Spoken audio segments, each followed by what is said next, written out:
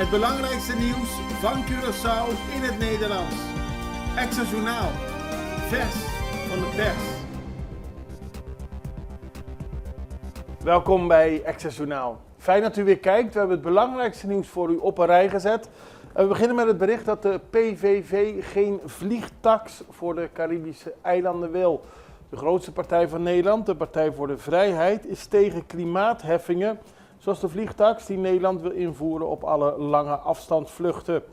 Als het kabinet toch vasthoudt aan deze belasting, vindt de PVV dat er een vrijstelling moet komen voor het Caribisch gebied. Net zoals Frankrijk zijn overzeese gebieden heeft vrijgesteld. Dat zei Peter van Haasen. Hij is Tweede Kamerlid voor de PVV en hij zei dat gisteren tijdens een debat in de Commissie voor Koninkrijksrelaties van het Nederlandse parlement. Als het kabinet niet uit eigen beweging een vrijstelling regelt van de vliegtax voor de Caribische eilanden, dan is de PVV bereid een motie in te dienen om dit voor elkaar te krijgen. Aldus Van Haasen. Strenge controles in paasweekeinde. Tijdens de operatie Heilige Week, ofwel de Operation Semana Santa, werken ook dit jaar weer veel ministeries en organisaties samen. Gisteren werd er een gezamenlijke persconferentie gegeven bij het ministerie van Gezondheid, Milieu en Natuur over de samenwerking tussen aanstaande vrijdag tot en met 21 april. Dus tussen 17 en 21 april wordt er samengewerkt om te zorgen dat de stranden, die druk bezocht zullen worden, dat de stranden veilig zijn, dat de wegen veilig zijn en dat alles in orde is en dat alles ook klaar staat mochten zich calamiteiten voordoen. Er zal ook streng gecontroleerd worden dat iedereen zich aan de regels houdt, bijvoorbeeld niet met te veel drank op achter het stuur zitten. Curoil presenteert tanker. Dat gebeurde gisteren. En distributiebedrijf Curoil heeft een nieuwe investering gepresenteerd. Een tanker met de naam Frontera en dat kan tot 7 verschillende producten opslaan. Het zal worden ingezet voor de distributie van olieproducten in de Caribische regio. En de directeur van Curoil, Jamie Laste, zegt dat dit een nieuw hoofdstuk is in de geschiedenis van Curoil. Het bedrijf wil de internationale markt verder ontwikkelen. Op dit moment komt al 60% van de inkomsten uit de internationale markt, aldus Laste. 2 mei is vrije dag voor ambtenaren, dat is gisteren bekendgemaakt. Op 2 mei zijn de overheidskantoren gesloten en dat komt omdat de dag van de arbeid op 1 mei dit jaar op een donderdag valt. De ervaring leert volgens de overheid dat de publieke vraag naar overheidsdiensten op de tussenliggende werkdag tussen 2 vrije dagen zeer beperkt is. Veel werknemers nemen die dag vrij, waardoor ook de aanwezigheid minimaal is. Daarom heeft de regering van Curaçao besloten alle ambtenaren een extra vrije dag te geven. En dan is de Digital Caribbean Conference van start gegaan gisteren. Dat bleek een mooie eerste dag van een belangrijk congres. De Caribbean Data Center Association zegt terug te kunnen kijken op een opmerkelijk succes. Dat er veel mensen aanwezig waren bij de eerste dag. Veel mensen uit Centraal-Amerika, Latijns-Amerika, Caribisch gebied en Nederland. Maar ook omdat er met trots kon worden teruggekeken op de eerste dag. En het feit dat veel mensen in het Caribisch gebied onder de indruk zijn van digitale capaciteiten van Curaçao. Zoals de robuuste onderzeese kabelverbinding en de ultramoderne datacenters. BlueNap werd door alle internationale gasten geprezen om zijn enorme potentieel. Vandaag is de tweede en laatste dag van de Digital Caribbean Conference. En dan is volgens D66 de Nederlandse regering veel te passief richting de Caribische eilanden. De Nederlandse regering is te passief. Waarom geeft men geen ondersteuning aan energietransitieprojecten in het Caribisch gebied, zoals zonneparken en elektrische bussen? Dat wil de parlementariër Mapanzu Bamenga van D66 weten tijdens het debat in de Commissie voor Koninkrijksrelaties.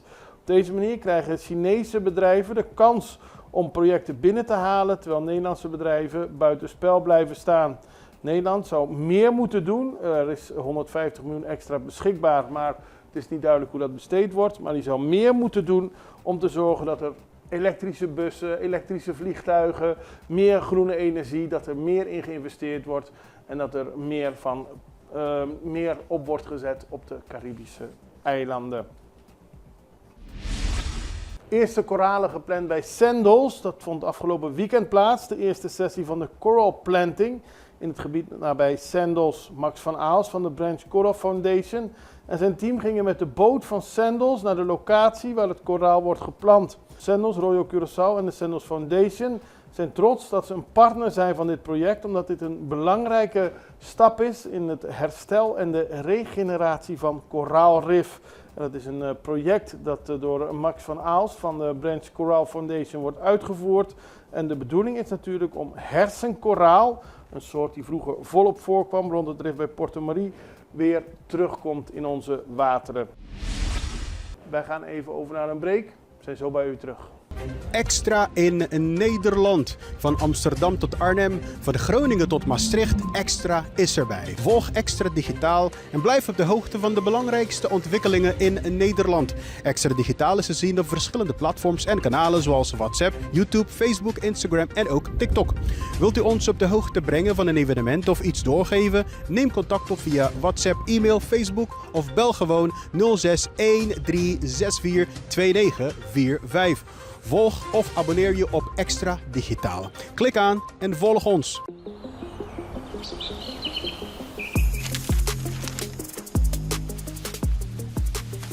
Welkom op Curaçao, een van de mooiste eilanden in de Caribiën. Een ware parel. En het is een eiland waar je van heel veel zaken kunt genieten. Van de natuur, van de zee, van het eten, van de mensen en zoveel meer. Curaçao is een eiland waar heel veel gebeurt op het gebied van politiek, cultuur, sport en zoveel meer. En Extra Journaal brengt het belangrijkste nieuws van Curaçao. Maar we hebben ook aandacht voor al het nieuws op Bonaire en Aruba en op de bovenwinden, Saba, Sint Maarten en Sint Eustatius. En we belichten al het nieuws van alle kanten. Het nieuws is duidelijk, actueel en vers van de pers.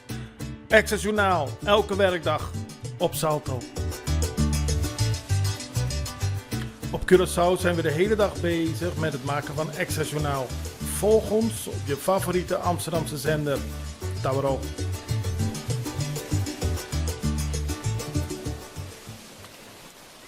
We beginnen met een zeer ernstig bericht rond Preston Stroop. Hij is een 18-jarige jongen met Curaçaose roots en hij deed mee aan het jeugd-WK schermen in China. Maar het is helemaal misgegaan, omdat volgens zijn ouders in een brief aan de Nederlandse schermbond KNAS er sprake was van discriminatie. In de brief schrijven de ouders onder meer dat leden van het schermteam apengeluiden naar Preston maakten.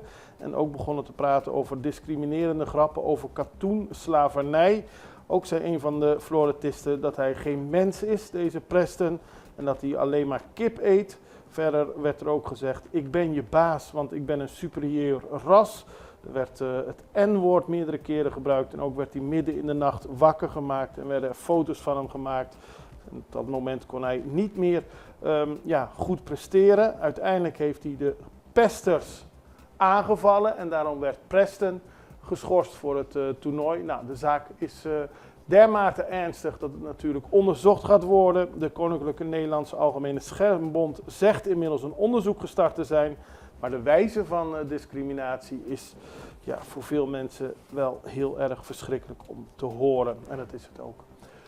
Aruba werkt samen met World Aquatics. De regering van Aruba en World Aquatics hebben zich gecommitteerd aan het verder uitbouwen van een structurele samenwerking. Dat betekent dat dit wereldwijde organisatie, die deze week een formeel bezoek bracht aan de minister-president van Aruba en de minister van Buitenlandse Zaken, Onderwijs, Jeugd, Innovatie en Sport, mevrouw Gerlien Kroes. Zij is natuurlijk niet van Buitenlandse Zaken, mijn excuus daarvoor. Maar die hebben gesproken met World Aquatics om te zorgen dat het zwemgebeuren op Aruba naar een hoger niveau wordt getild. En dan hebben we het over zwemsport, zoals gewoon zwemmen, open water zwemmen, waterpolo, artistiek zwemmen en duiken. Aruba is daar sowieso veel mee bezig, onder meer door de topzwemmers, allerlei mogelijkheden voor extra training en leren vanaf afstand, dat ze toch gewoon nog op school kunnen zijn, aan te bieden. Om op die manier het zwemsport op Aruba naar een hoger niveau te plaatsen. Wij gaan naar een interview met Gilbert Martina. Hij was de afgelopen jaren directeur van het CMC en is nu de voorzitter van de FFK, de Curaçaose Voetbalbond, die met heel veel problemen kampt. Onder meer is er geen competitie En daar moet snel verandering in komen. We spraken erover met Gilbert Martina. Meneer Martina, op de eerste plaats gefeliciteerd met uw benoeming bij de FFK. Dank u wel. Het eerste wat in mij opkwam, en dat zal bij veel mensen opgekomen zijn, het is geen makkelijke uitdaging. U heeft 8 jaar CMC achter de rug, we hebben elkaar toen veel gesproken, daarvoor Enya, nu FFK. Ja. U houdt van een uitdaging. Ja, dat klopt. Ik ben van mening, als wij onderdeel zijn van een samenleving en we zien dat bepaalde onderdelen in die samenleving niet goed gaan, we kunnen allemaal zeg maar, de houding aannemen, laat maar gaan. Maar op een gegeven moment wordt het toch op ons bordje gepresenteerd. Nou, we hebben gezien wat er is gebeurd de afgelopen periode met FFK. Het is op ons bordje gepresenteerd, want het voetbal lokaal ligt stil. Ja. Vele liefhebbers van het voetbal hebben daarvan niet kunnen genieten. Dus als ik gevraagd word en ik heb de kennis en expertise om bij te dragen, dan draag ik graag bij, mits de randvoorwaarden goed zijn. Dus dat is mijn motivatie. Nou, dat is heel mooi en dat is de prijzen. Voor de mensen die niet dagelijks het lokale voetbal volgen, hoe kan het dat een competitie zo lang stil ligt? Eigenlijk als je kijkt naar de context wat er is gebeurd, competitie 2021-2022, er is een kampioen van de eerste divisie, er is een kampioen van de derde divisie. In de tweede divisie, daar zit de uitdaging. Ja. Er was een protest van één club tegen een andere die een speler had opgesteld. Nou, dat protest liep uit dus op een conflict. De andere club heeft zich bijgevoegd, waardoor de competitie dus sinds die periode stil heeft gelegen. Ja. Mijns inziens geen onoverkomelijke Nee. probleem. Het is een kwestie met alle partijen aan tafel zitten en het algemeen belang van het voetbal van Curaçao voorop stellen. Want als we altijd het algemeen belang voorop stellen, dan is er altijd een oplossing. Ja, want ook de FIFA die kijkt ernaar. Er moet een competitie zijn. Absoluut. En wanneer gaat die beginnen? Ons streven is de competitie 2025-2026, augustus, september op te starten. Daarvoor hebben we natuurlijk ons huiswerk te doen. We moeten met de leden, met de club spreken, waar zeg maar, het probleem om zich heen concentreert.